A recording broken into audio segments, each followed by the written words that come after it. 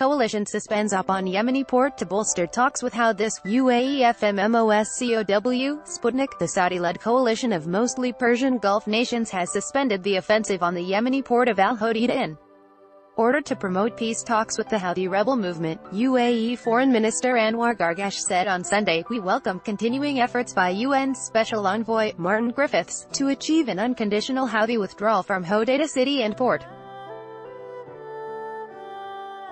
We have paused our campaign to allow enough time for this option to be fully explored. We hope he will succeed," Gargash wrote on Twitter.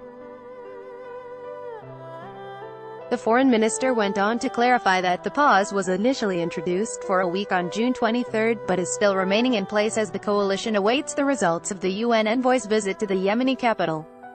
Earlier in the week, UN Special Envoy for Yemen Martin Griffiths said that he planned to launch peace talks between the Yemeni government headed by President Abd Rabbuh Mansur and the Houthis, also known as the Ansar al, in the coming weeks. The military operation in Al-Hudaydah was launched in June, when the Yemeni government forces, supported by the Saudi-led coalition, engaged in an offensive to recapture the port from the Houthis. The offensive was criticized by the international community as it could aggravate the acute humanitarian crisis in Yemen. Al-Hudaydah accepts some 80% of all aid and commercial deliveries to the crisis-torn country.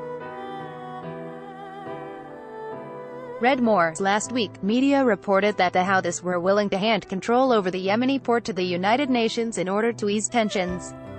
However, the rebel movement told Sputnik on June 26 that the issue of control over Al-Hudaydah did not fall under the UN competence, as the latter's primary goal was to observe the situation.